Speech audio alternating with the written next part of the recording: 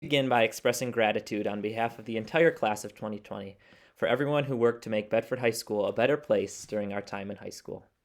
We send a special thanks to the teachers who came out to show their support at the end of the year supply pickup, or who went the extra mile to make the transition to remote learning as painless as possible.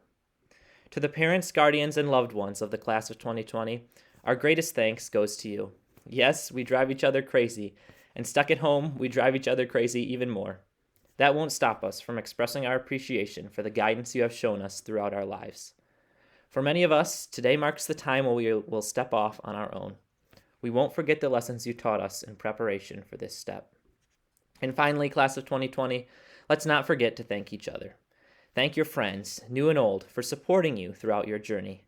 Thank them for teaching you the valuable lessons that no one else could. Now more than ever, we need to support each other, so let's recognize those who have picked us up or allowed us to lean on them for support. I think it would be the understatement of the century to say that high school has been a difficult journey for our class. Still, speakers from classes before ours have proclaimed the ability of their class to overcome adversity too. They would say something like, "We are strong because we almost died when there was a gas leak." Not to put down previous classes, but those challenges seem pretty trivial today. And maybe it's true. Maybe previous classes were made stronger by those challenges. But if a gas leak could make the class of 2017 or the class of 2018 stronger, imagine what the adversity we faced could do for us. We've all heard some variation of the phrase, "What doesn't kill you makes you stronger."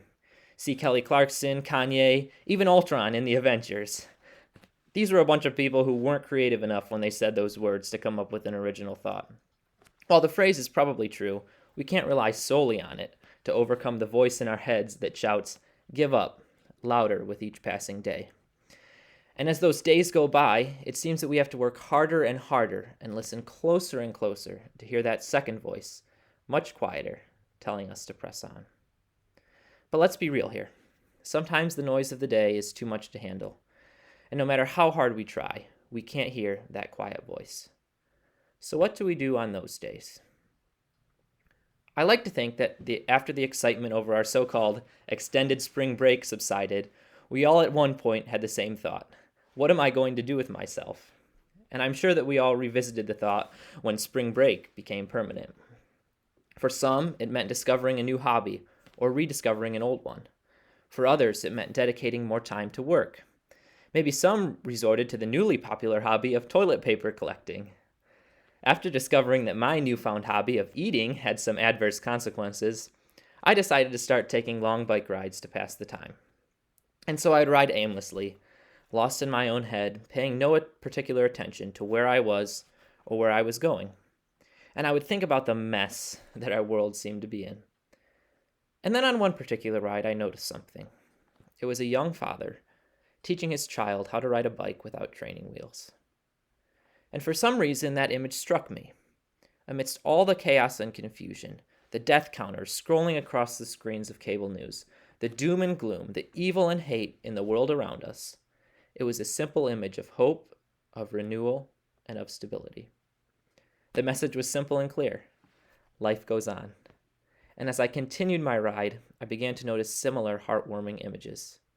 A family gathered in a loved one's yard to celebrate a milestone birthday. Signs on mailboxes offering free grocery pickup to elderly neighbors. These glimmers of hope and positivity, I realized, were all around me. The hardest part was deciding to look for them. And that's really where the challenge lies, because we're not all positive thinkers. Frankly, positive thinking can be annoying sometimes. Remember the days when we had to hear, "Good morning, Bedford," at 7:30 a.m. and everyone complained about it? I didn't like it either.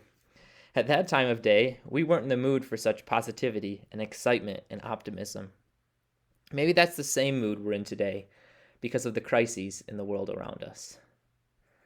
Now, I can't just tell you to look for the positive in every situation, to just transform into an optimist, and then suddenly your life will become perfect. Because if we're being honest, sometimes you have to be a pessimist to be real with yourself. And it's okay to be a pessimist if the circumstances call for pessimism. I would be lying to you if I told you that things will get easier from here, because they won't. Rejection for a job, the death of a loved one, a second wave. I could go on and on. It's okay to be real. It's okay to recognize that there will be hardship and pain. But we can keep going based on the simple fact that for every time of trial, there will be a time of joy. For every time when being real means being a pessimist, there is a time when being real means being an optimist. Sometimes you just have to choose to look for those moments. So when you can no longer hear that quiet, encouraging voice in your head, seek it out. You don't have to take a bike ride to do it. Use social media, talk to a friend, take a walk. The hope we so desperately need right now is already there. All we have to do is look.